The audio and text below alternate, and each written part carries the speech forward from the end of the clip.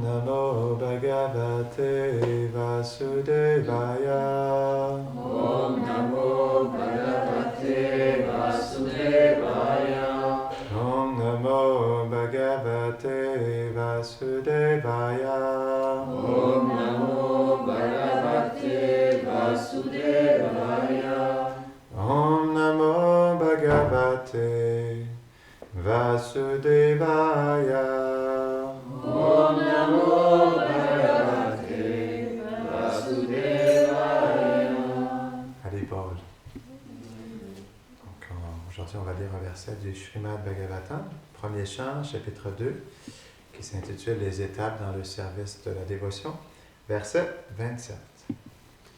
Rajastama prakritaya Rajastama Prakritaya Samashila Bhajanti Vai Samashila Bhajanti Vai Pitribhuta Prajeshadin Pitribhuta Prajesadin Shriyashvarya Prajepsava Shiyashvaya Prajesava Rajastama Prakritaya Rajastama Prakritaya Samashila Bhajanti Vai Samashila Bhajanti Vai Pitribhuta Prajeshadin Pitribhuta Prajesadin Shriyashvarya Prajepsava Shiyashvaya Prajesava Rajastama Prakritaya Rajastama Prakritaya Samashila Bhajanti Vai Samashila Bhajanti Vai Pitribhuta Prajeshadin Pitribhuta Prajesadin Shriyashvarya Prajepsava.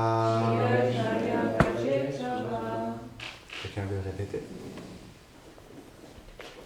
Rajastama Prakritaya Rajastama Prakritaya Samashila Bhajanti Vai Samashila Bhajanti Vai Pitribhuta Prajeshadin Pitribhuta Prajesadin Shiyashvarya Prajepsava Shiyashvaya Prajesava. Quelqu'un d'autre? Rajastama Prakritaya Rajastama Prakritaya Samashila Bhajanti Vai Samashila Bhajanti Vai Pitribhuta Prajeshadin Pitribhuta Prajeshadin Shiyashvarya Prajepsava. Shriyashvarya Prajepsava. Quelqu'un d'autre? Traduction.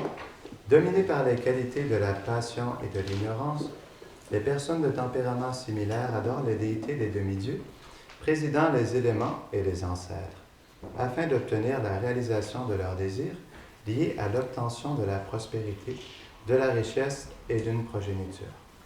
Commentaire. Srila Vishwanath Chakravarti Thakur dit, le mot Prakritaya signifie ayant la même nature, ce qui implique des natures similaires, selon les influences matérielles qu'ils reçoivent, à celles des ancêtres, de Shiva et d'autres demi-dieux. Shriya veut dire dans le but d'obtenir des richesses.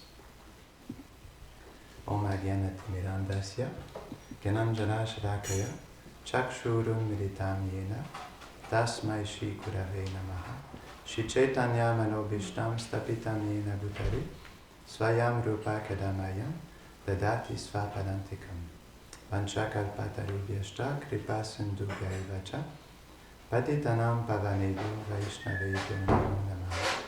Jaya Shri Krishna Chaitanya Prabhu Nityananda Shri Advaita Gadadhara Shivasadi Gaura Bhakta Vrinda.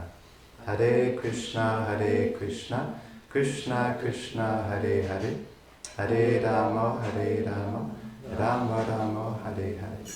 Namaham Vishnupadaya Krishna Prashtaya Bhutale Shrimate Bhakti Vedanta Swami Nitinamine Namaste Saraswati Devi Gauravani Pracharine Nirvisesha Shunnavadi Paschatya Deshatarine. Hare Krishna. Donc, aujourd'hui, j'aimerais vous parler de la miséricorde des Vaishnavas. Mon maître spirituel m'a dit un jour quelque chose qui m'a vraiment profondément touché. Il a expliqué que quand Krishna nous aime, notre vie est finie. Et pour moi, c'est vraiment la perfection de l'existence.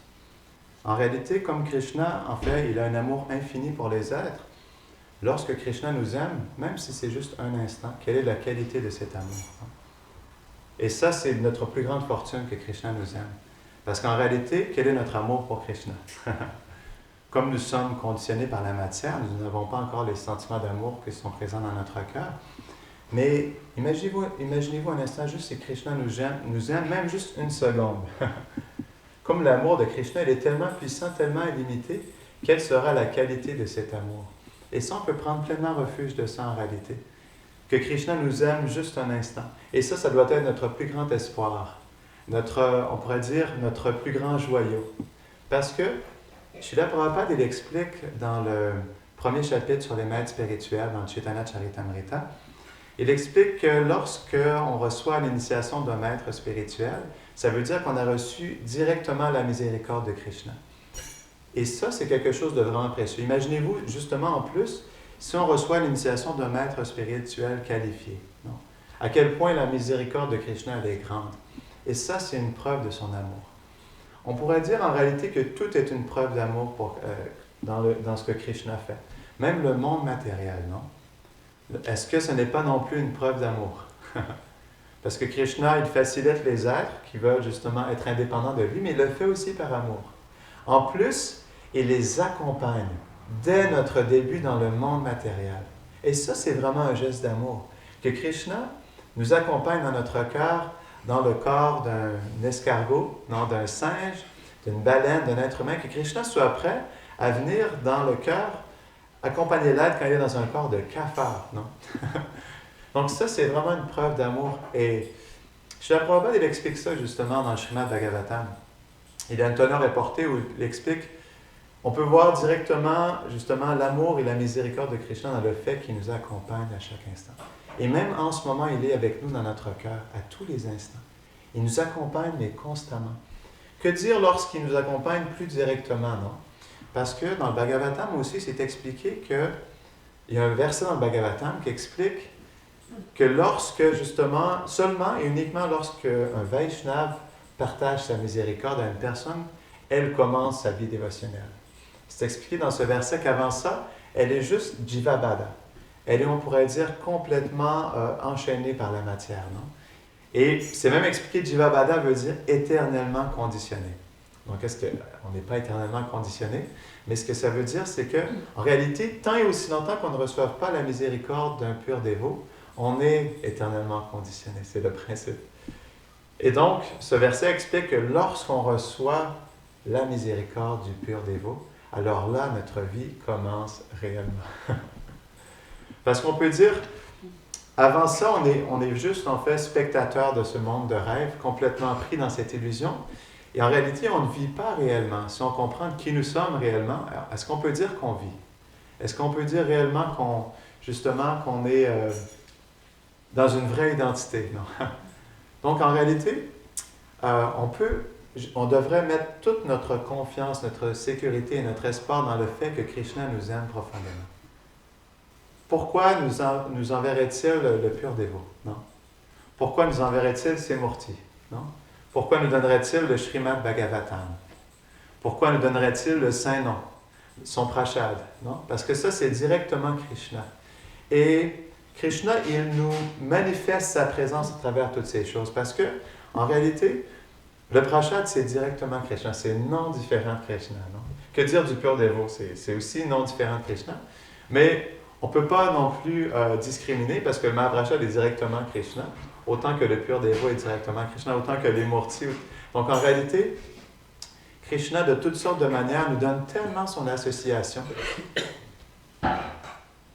qu'on n'arrive même pas à le percevoir. Je me rappelle d'une image où on voit justement un petit garçon qui essaie de voir Dieu avec un télescope. Mais là, le télescope qui est, on pourrait dire, qui touche la robe. Dieu est présenté comme un vieil homme de 6 pieds, de 2 mètres de haut, non? Avec une grosse barbe et une robe blanche. Souvent, dans certaines religions, Dieu est présenté comme un vieil homme, non? Parce que la vieillesse est synonyme de sagesse. Et là, le petit gars, il essaie de voir Dieu, mais justement, avec son télescope, tout ce qu'il voit, il essaie de trouver quelque chose, mais comme Dieu, il est tout. Donc, le point dans cette image, c'est qu'en réalité, Krishna, il est tellement présent. Donc, de prime abord, il est aussi présent dans les modes de la nature, il est aussi présent dans notre mental, dans notre faux ego, dans nos sens, dans les choses indirectes comme l'argent aussi. Et que dire lorsqu'il se manifeste d'une manière plus personnelle, non, à travers la morte. Et ça, je méditais là-dessus ce matin, justement, à quel point, en réalité, Krishna, il est présent dans notre vie. À quel point il se manifeste, puis à quel point il cherche à attirer notre attention. Et c'est ça qui est intéressant parce que Srila Prabhupada disait ce point, et j'ai toujours trouvé ça merveilleux. Il disait, en réalité, Krishna, il nous aime plus que nous, on aime Krishna. Ça, c'est la réalité.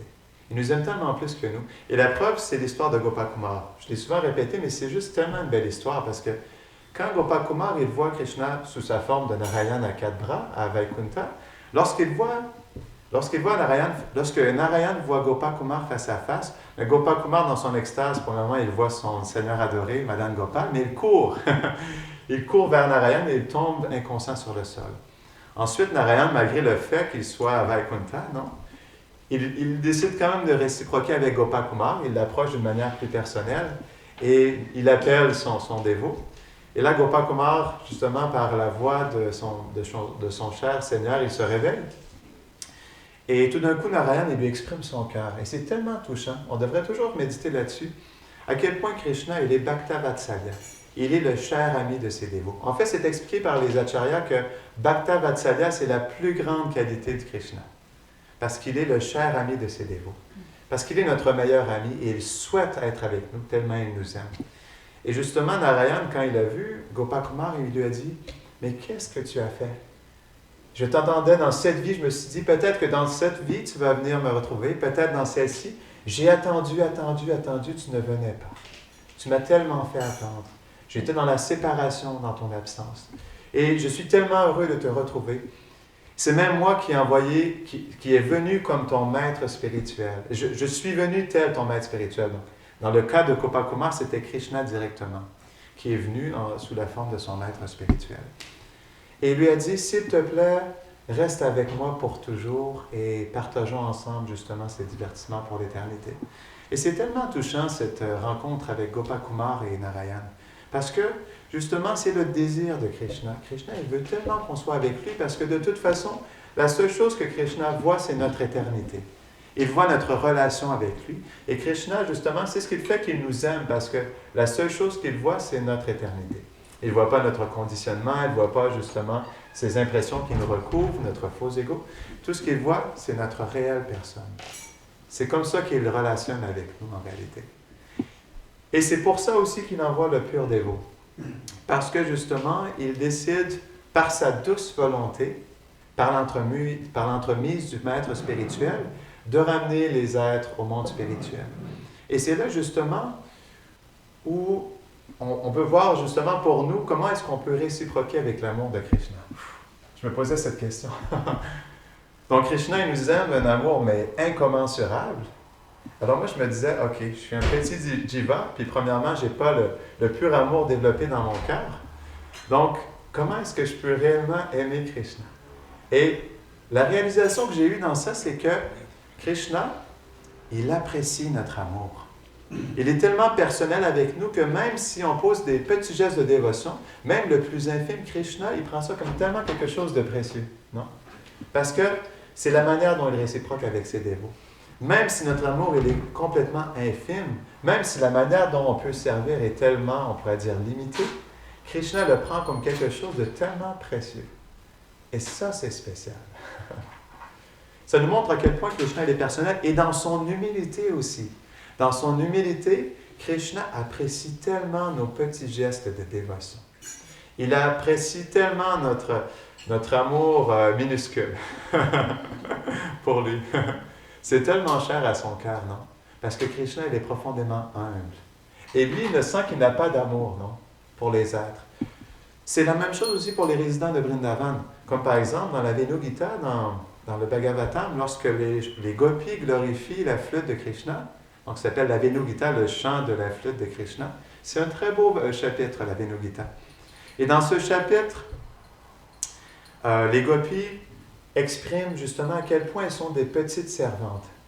Et elles révèlent justement à quel point elles apprécient le service du nuage qui couvre justement le soleil pour donner un répit à Krishna dans la journée. Donc, ils parlent justement de la pluie comme le nuage est comme un parapluie, non, qui protège de différentes choses. ils expliquent aussi, justement, j'essaie de me rappeler, donc elle parle des vaches, de différents habitants de Vrindavan, et à chaque fois, elle les explique. Elles expriment à quel point ils sont fortunés, ces différents habitants, justement, de servir Krishna d'une manière si personnelle, et à quel point elles se sentent minuscules, insignifiantes. Ça, c'est vraiment l'amour des gopis, c'est la position des résidents de Vrindavan. Ils sont vraiment dans une pure humilité.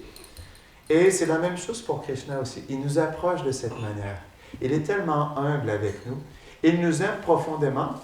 Et justement, parce qu'il est humble, il apprécie tellement tous les gestes qu'on pose à son égard. C'est pour ça que même si ce qu'on peut donner à Krishna en réalité est tellement infime et insignifiant, Krishna l'apprécie tellement personnellement.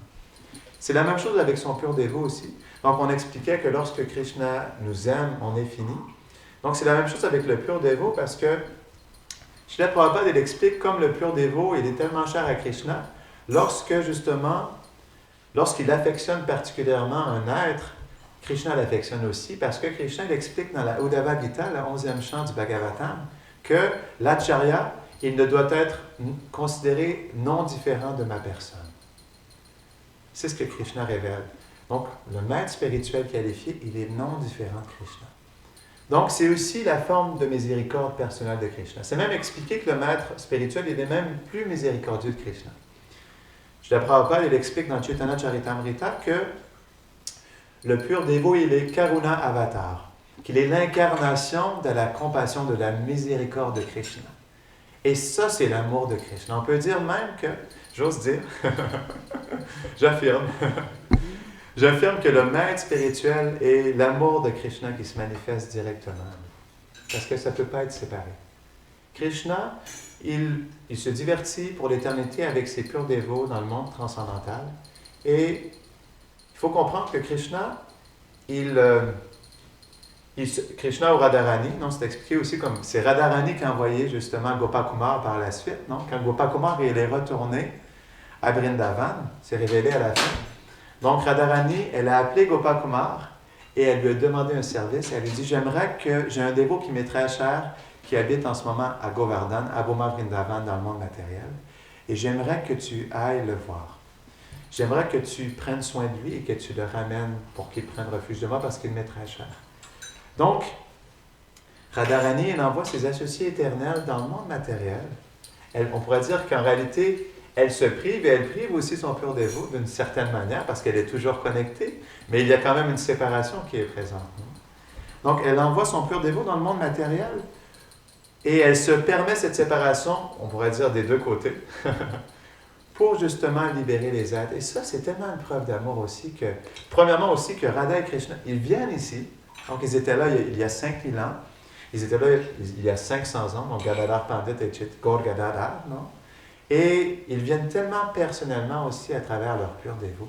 Donc, ils nous accompagnent tellement. Et ça, c'est aussi une preuve d'amour. Je méditais aussi là-dessus. Donc, Radha et Krishna se divertissent à Vrindavan. Lorsqu'on comprend qu'est-ce que Vrindavan, à Vrindavan, justement, les qualités de Radha et Krishna sont manifestées pleinement.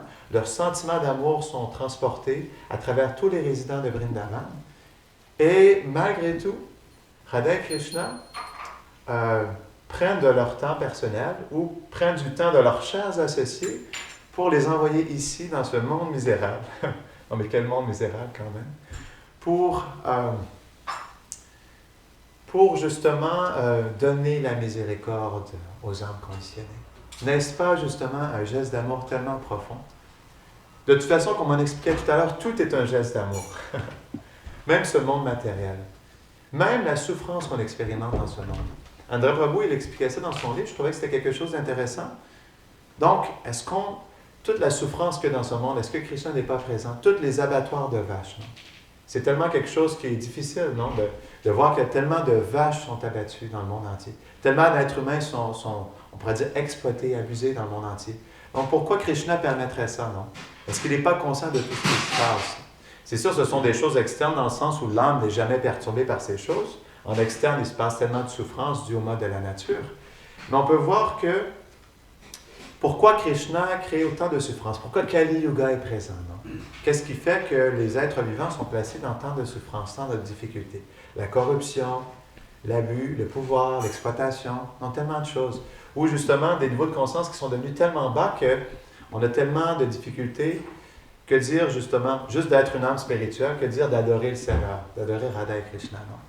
Mais Krishna, consciemment, à travers son énergie illusoire, et justement, il place le Kali Yuga, il pose la souffrance par amour aussi. Cette souffrance, elle est faite pour nous aider à vouloir justement retourner dans le monde transcendantal.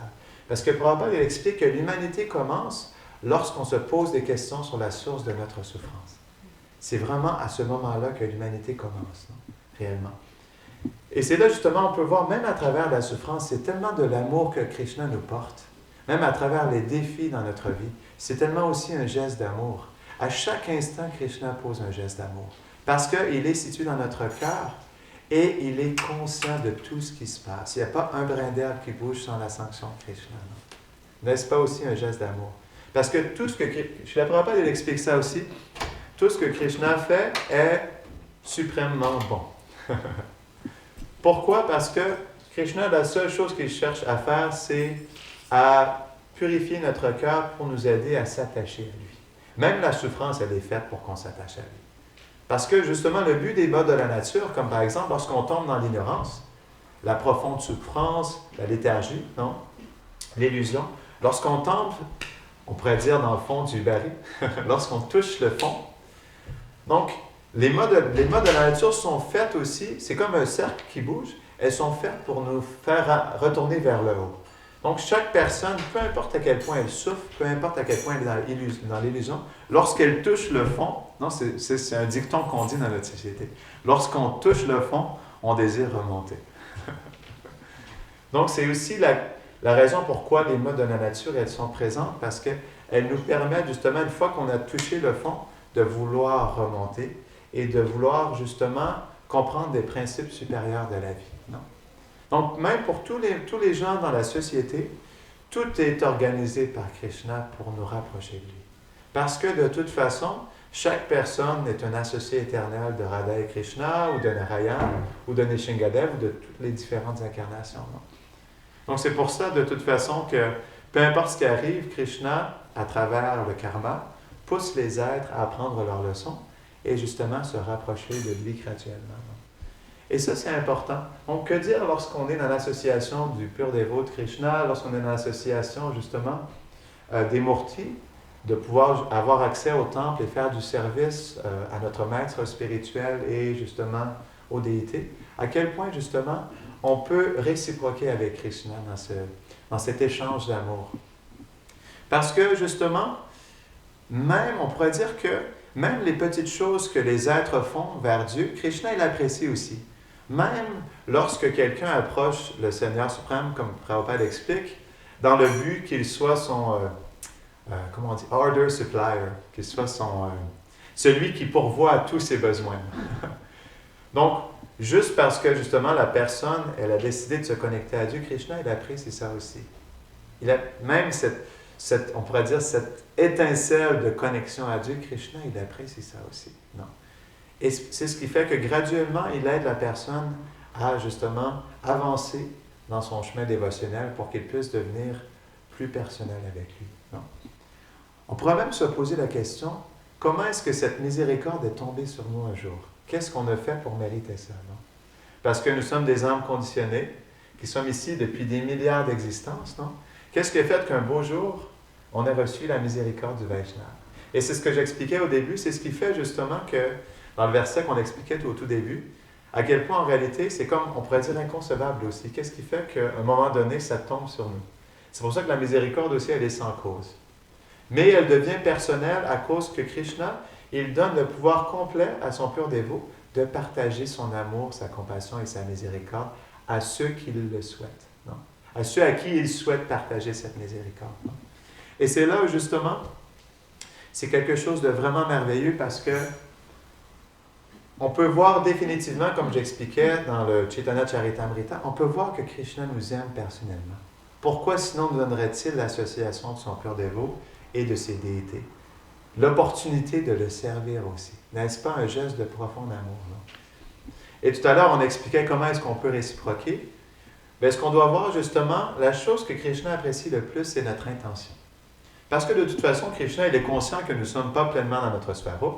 Et comme nous ne sommes pas pleinement disposés avec tous les sentiments et justement la parfaite mentalité et conscience envers lui.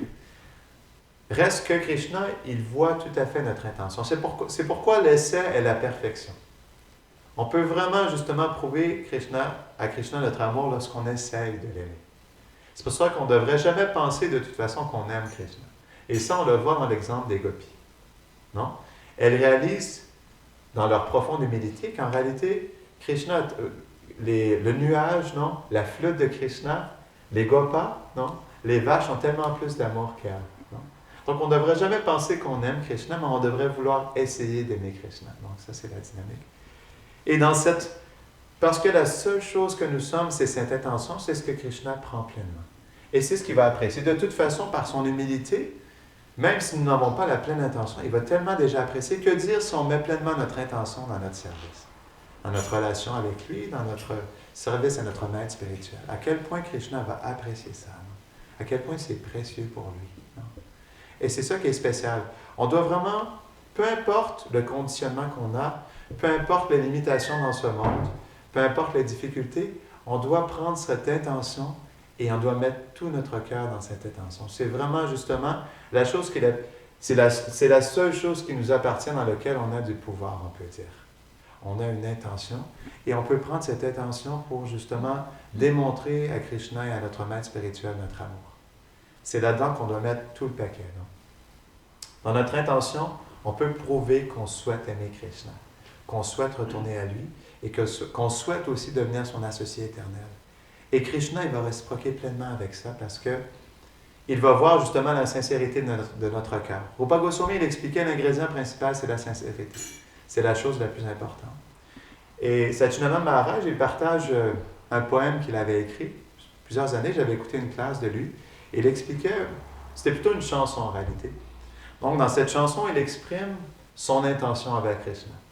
Il exprime, oh Krishna, malgré le fait que je n'arrive pas justement à contrôler mes sens, s'il te plaît, accepte que, en réalité, je souhaite tout simplement juste offrir mes sens à toi ou engager mes sens dans ton service. Malgré le fait que mon mental soit tellement débordé de toutes sortes de mauvaises impressions, s'il te plaît, vois qu'en réalité, je ne souhaite tout simplement, dans mon mental, m'absorber dans tes pieds de lotus. Non? Malgré le fait que mon faux ego soit tellement absorbé dans cette fausse identité, s'il te plaît, vois que ma réelle identité souhaite juste s'exprimer pour pouvoir se relationner avec toi. Et ça, c'est vraiment intéressant. C'est là, justement, notre intention, c'est là où est notre vérité. Parce que tout le reste, de toute façon, c'est tellement secondaire, non? Dans le sens où c'est ce qui nous recouvre. Mais dans notre intention, dans notre fort intérieur, c'est là où on peut réellement prouver à Krishna qu'on souhaite justement l'aimer, qu'on essaie de l'aimer, et que malgré tout ce qui nous recouvre, on veut tellement justement s'abandonner à lui. Et Krishna, c'est ce qu'il va prendre. Bhaktyamam abhijanati yavan yaschasmi tadvataha. Non? 18,55, la Bhagavad Gita. Il exprime que seulement par la dévotion, je peux être découvert. Et par cette dévotion, mon dévot peut finalement retourner à moi, non? Et ne plus jamais redescendre. Non? Donc ça, c'est tellement un beau verset. Bhaktyamam abhijanati. Seulement par la dévotion. Et comme on l'expliquait, même un petit geste de dévotion est tellement cher à Krishna. Et comme son amour est infini, si on aime Krishna, c'est ça qui est intéressant aussi. Notre relation avec Krishna, elle est spéciale parce que même si on peut le servir tellement infiniment et notre amour est tellement petit, reste que on peut tellement, je pourrais dire, à travers ça, dans cette réciprocité, on peut recevoir justement de Krishna cet amour aussi. Et comme on fait un petit pas, quel est le pas de Krishna envers nous? Quel est cet échange d'amour? À quel point Krishna, il est prêt à nous aimer? Et s'il reçoit un peu de notre amour, quel sera son échange d'amour par la suite? À quel point il va être prêt à réciproquer avec nous? Mais il faut comprendre que pour Krishna, réciproquer, ça ne veut pas dire qu'il va nous donner son darshan et qu'il va nous illuminer de ses divertissements transcendantaux. Non, en réalité, pour Krishna, nous montrer sa présence, ça peut se faire de tellement de différentes manières. C'est juste qu'en réalité, on n'arrive bien souvent pas à le percevoir. À quel point Krishna il est présent dans notre vie et à quel point il nous envoie des messages, non, dans tout ce qu'on fait. Dans nos relations, dans notre mental, dans nos gestes, dans tout ce qui se passe dans notre vie. Et c'est ça qui est vraiment merveilleux. On doit voir que Krishna, en réalité, il est tellement personnel à chaque instant aussi. Et il nous le démontre constamment. Et ça, on doit se mettre de plus en plus réceptif à ça, de voir à quel point Krishna, il souhaite nous montrer sa présence à travers, justement, ce qui se passe dans notre quotidien. Donc, on va arrêter ici. Est-ce qu'il y a des questions, des commentaires ou des réflexions avant qu'on termine? Est-ce que tu voulais partager quelque chose, Prabhupada?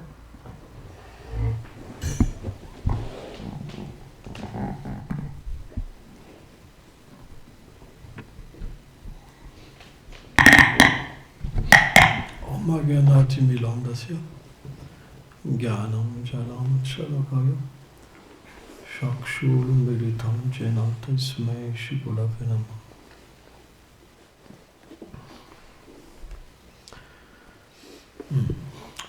Tout est une question d'amour. On est fait pour être aimé. Et l'âme, elle ne peut être satisfaite que quand elle est aimée par Radha et Krishna et par leurs associés. Mais qu'à un certain niveau. Quand la Swarup se révèle et que Krishna nous donne vraiment sa confiance et son cœur. Parce que le service à Radha et Krishna, ça veut dire qu'on s'occupe de leur cœur, qu'on s'occupe de leurs sentiments. Donc c'est des choses tellement élevées. Dans ce monde matériel, les gens ils sont enchaînés à des sentiments matériels. Les mères, elles sont fières de parler de leur enfant, alors que c'est juste une chaîne. Si elles savaient comme c'est dégueulasse, si elles savaient que ce sentiment, c'est un sentiment contraire et qui empêche le bonheur. Et quand on atteint des stades plus élevés dans la dévotion, on devient vraiment compatissant envers ces personnes qui baignent dans l'ignorance et qui sont comme des chiens, des chats, des vaches et des chameaux. Prabhupada prenait beaucoup ces exemples-là. Et ça paraît dur, parce que quand on est pareil à des chameaux et à des vaches, on a des sentiments envers des êtres. En fait, notre sentiment, il va vers l'ignorance. On pense que l'âme souffre, on pense qu'il y a ceci, on pense que... Mais parce qu'on ne voit pas notre réalité. Si on voit notre réalité, on va comprendre qu'il faut délivrer les gens de l'ignorance. Donc quand les acharyas, ils ont des paroles dures, c'est simplement comme des détonateurs. Ça veut dire que ceux qui baignent dans l'ignorance, quand ils entendent ça, ils se mettent en colère et ils quittent les Vaishnavas. Mais ceux qui sont dans une limite de dévotion, c'est-à-dire qu'ils sont prêts à passer de l'autre côté, ça tranche leur lien et ça les libère à jamais. C'est pour ça que Prabhupada et les grands Vaishnavas, si vous lisez leurs livres vraiment, ça vous déconnecte de la réalité matérielle. C'est le premier effet d'un Vaishnava, c'est qu'il vous protège contre Maya. Ça veut dire contre l'affection matérielle et la faiblesse de cœur. En fait, quand les gens sont faibles, ils voient quelqu'un souffrir, ils se disent « Oh, la pauvre, ceci ». Et ils perdent leur temps, ils s'absorbent dans les sentiments complètement illusoires que l'âme, elle ne s'absorbe pas. C'est pour ça que quand Arjuna il a commencé à pleurer sur le champ de bataille parce qu'il devait tuer son aïeul, etc., et Krishna, la première chose qu'il a dit, il dit « Tu parles comme un sot ». Tu parles comme un sot. Cette compassion-là, ce n'est pas de la compassion, c'est de l'illusion. La dévotion, elle commence là. C'est de l'illusion. Et donc, à partir de là, on peut vraiment offrir un service à Krishna à travers les êtres vivants. Ça veut dire qu'on n'est plus illusionné par ces liens, mais on va se servir de ces liens pour donner de l'amour à Krishna. Et c'est ça qui est extraordinaire, la bhakti. C'est qu'on ne rejette pas. Quand notre conscience s'élève, on est simplement compassionné et on engage en fait notre relation avec les entités vivantes pour plaire à Krishna. Mais il n'y a plus de relation avec ce monde matériel, il n'y a plus de relation avec les êtres. C'est simplement que Krishna nous met dans son lila, ça veut dire qu'il nous élève à un niveau de dévotion et il nous donne comme, je dirais pas une mission, mais comme un devoir d'être au milieu de personnages, en fait, avec sa déité qui fait son lila dans ce monde. Et le dévot, simplement, il participe à ce lila. Et par cette participation, le dévot, qu'est-ce qu'il fait? Il élève les entités vivantes dans le véritable service de dévotion. Ça veut dire que la foi qu'on a dans le Vaishnava, si on n'est pas aveugle, parce qu'un Vaishnava, il peut cacher sa réalité d'une manière que vous ne pouvez même pas imaginer. Ça veut dire qu'un associé du Seigneur, vous pouvez même croire que c'est le pire, si vous n'avez pas d'yeux, en fait. Comme on voit Pundarik Vidalidi et Gadadhar. Même Gadadhar, c'est un divertissement du Seigneur, mais même Gadadhar, quand il a vu Pundarik Vidalidi, il s'est dit, mais c'est pas possible, c'est pas un Vaishnava, c'est un matérialiste. On est compte? Et c'est par la grâce de Mukunda, je dis bien la grâce de Mukunda, que Gadadhar a pu voir son erreur. Et donc on voit que même à ce niveau, en fait, dans les lilas du Seigneur suprême, ces choses arrivent. Un Vaishnava, c'est impossible de le voir, parce que Krishna protège son dévot, en fait. C'est la nature, en fait, de Krishna. Et simplement, si Krishna, il veut faire voir son dévot, à un moment, ça se voit, et tout le monde vient à lui. C'est la nature. C'est-à-dire que même les êtres qu'il critiquait, ils vont prendre refuge de lui, lui demander pardon, etc. Mais tout ça, c'est orchestré, en fait, par Radha et Krishna. Donc, ce que tu parlais, le point de l'amour qu'on reçoit de Radha et Krishna, c'est un niveau élevé du service de dévotion. Hein? C'est pas Ruchi qu'on goûte des choses comme ça. Il a fallu déjà beaucoup voyager dans les vidas. Mais le plus important, c'est l'affection qu'un dévot nous porte. Parce que l'affection que Krishna porte à un dévot, c'est parce que c'est déjà un pur dévot dans sa vie passée. Mais si un pur dévot vous affectionne, c'est même supérieur. Parce que même si vous n'êtes pas qualifié, Krishna est obligé de vous accepter. Et c'est là qu'il faut faire attention. C'est là qu'il faut faire attention dans la relation avec notre gourou et les Vaishnavas, parce que c'est notre seule chance d'atteindre la perfection. On n'en aura pas d'autre. Attention. Si on la gâche, dans les vies prochaines, on peut même avoir pire encore que si on n'avait pas rencontré un Vaishnava. Il faut faire très attention. Les Vaishnavas se prennent des êtres ordinaires. C'est pas parce que vous avez du caca dans les yeux que le Vaishnava est ordinaire. Ça, Radha et Krishna, ils n'acceptent pas. Je me rappelle un jour, il y avait un dévot, un Brésilien, qui était fâché contre son gourou. Il s'appelait Emilio. Et Emilio, il m'a dit, en fait, ce jour-là, il m'a dit comme ça, il m'a raconté l'histoire, il me dit, ouais, ce jour-là, moi c'est fini, il s'appelle plus Tadada Swami, maintenant c'est Pedro Ferraz. Il s'appelle Pedro Ferraz, moi je vais lui dire les 4 vérités, etc. Et donc il est venu devant le Vaishnava et il a oublié. Il a oublié. Et pourtant il était vraiment en colère, il méditait depuis une semaine là-dessus. Et quand il est venu au contact du Vaishnava, il a oublié. Parce que c'est la nature de Krishna d'être compassionné.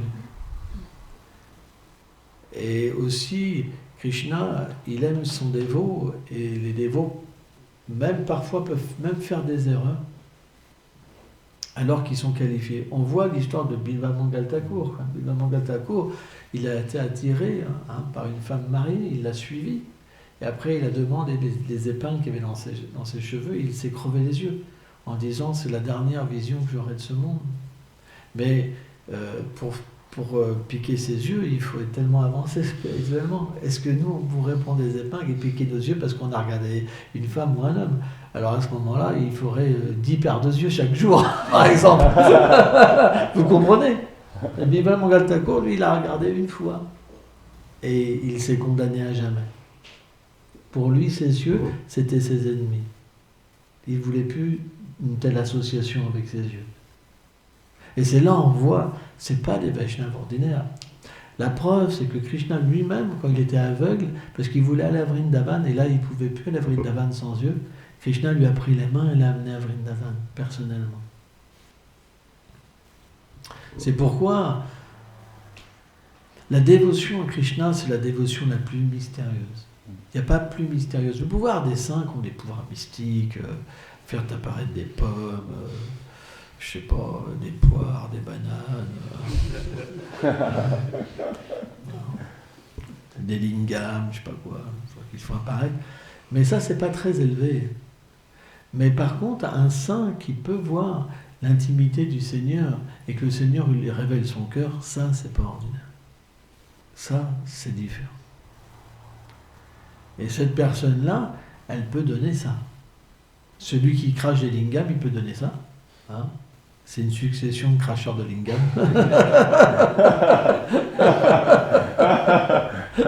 Plus ils crachent des lingams, plus ils ont des têtes de gargouilles, de toute façon. Mais ils ne peuvent pas, en fait, avoir la réalisation de l'intimité du cœur de Krishna parce qu'ils se prennent graduellement pour le Seigneur suprême. Vous comprenez? Donc ils sont illusionnés par eux-mêmes. Et à un moment, finalement, ils ont eu ce qu'ils voulaient, c'est attirer les gens en leur faisant croire qu'ils sont Dieu. Le Seigneur s'arrête là. Tu as eu ce que tu voulais, maintenant tu peux jouer à moi. Ça va pas plus loin. Et c'est vrai, ils adorent des millions de personnes. Mais maintenant, si vous rencontrez ces personnes-là, il n'y en a pas un qui est avancé spirituellement. Tous, ils sont trompés. Tous. C'est pourquoi on doit faire extrêmement attention dans ce chemin de la dévotion. Et aussi comprendre les humeurs des Vaishnavas. Les Vaishnavas ont des humeurs très difficiles à comprendre. Un Vaishnava, ça peut se mettre en colère, ça peut, 2 secondes après, ça peut être plus humble qu'un brin d'herbe, 3 secondes après, c'est un Vaishnava, c'est impossible à comprendre. Simplement, il faut, observer le cœur d'un Vaishnava. Il faut être conscient de son cœur et être attentif et comme aux petits soins. On voit les vrais disciples. Moi, j'ai vu des disciples. Une fois, je me rappelle, j'étais au temple de Balaram, à côté de Kopishvar Mahadev, un vieux temple de Balaram. Et j'ai assisté à un Vyasa Puja chez la Bhakti Pramod Puri Goswami Maharaj. Et là, il y avait un gourou qui était en colère contre son disciple. Tu vois. Et je regardais, c'était pas un être ordinaire, le gourou, c'est un grand Vaishnava. Et le disciple, il était vraiment à son petit soin, Gurudev, tu vois. Jamais il a pris mal les choses, tu vois. Et à un moment, le gourou, il s'est apaisé, il était satisfait. Donc c'est vraiment un art, en fait, de servir les Vaishnavas. De comprendre que leur humeur contradictoire, des choses comme ça, c'est pas matériel, quoi. Et ceux qui se font reprendre par des Vaishnavas, mais qui prennent les choses mal, après ils sont déchus. C'est fini, en fait. Ils redeviennent des matérialistes. Et ils sont privés de miséricorde, c'est comme ça. Donc, il faut faire vraiment attention, les Vaishnavas. Par exemple, prenons Srila Prabhupada. Srila Prabhupada, il y a eu des propos très durs contre ce frère en Dieu, alors que c'était des gens qualifiés. Par exemple, Bhaktivedanta Madhava Goswami Maharaj, c'était quelqu'un de super qualifié. Pourtant, Prabhupada l'a dit, même Bhaktisiddhanta l'avait rejeté. Tu vois ? Tout ça, c'est pas la réalité. C'est des humeurs entre les Vaishnavas. Hein. Il faut faire attention, parce que quand on lit les propos de Prabhupada, on pourrait penser que c'est la réalité. Mais c'est des humeurs où on pourrait penser qu'il n'est pas si qualifié que ça. Pourquoi il se met en colère? Pourquoi il dit des choses telles que ça? Hein? On avait l'impression qu'il n'y avait que lui, Prabhupada. Si vous le regardez, il n'y a que lui qui n'a pas dévié, ils ont tous dévié. Vous comprenez? Donc si vous observez ça de l'autre camp, vous dites, c'est pas possible. Vous comprenez? Donc si vous êtes dans le bon camp, vous dites, ouais, ils ont tous dévié, il n'y a pas de problème. Mais si vous êtes dans l'autre camp, c'est bizarre quand même. Vous comprenez? Donc, c'est ça, on doit véritablement avoir une humeur vraiment neutre avec les Vaishnavas, de comprendre que chacun vit sa dévotion et que parfois il y a des querelles, et des choses qui peuvent être très brutales même, tu vois, dans les mots, etc. C'est pas évident. Donc on doit vraiment prier pour être protégé. C'est pas évident dans l'âge de Kali. On n'a pas de qualité. Et en plus, il y a beaucoup de querelles entre les Vaishnavas. C'est pas évident de passer à travers comme ça. Il faut prier, vraiment prier pour être protégé. Il faut le refuge d'un Vaishnava pour être protégé, c'est important. Si on n'a pas le refuge d'un Vaishnava, c'est difficile, quoi. Mais Vaishnava qualifié, quelqu'un qui peut comprendre ces choses-là, comme ça. Les gens qui sont juste absorbés dans l'institution, être gourou de l'institution, ils peuvent tomber. C'est pas suffisant. C'est pas un refuge sûr. Parce que si vous avez un refuge comme ça qui tombe, après vous perdez votre foi.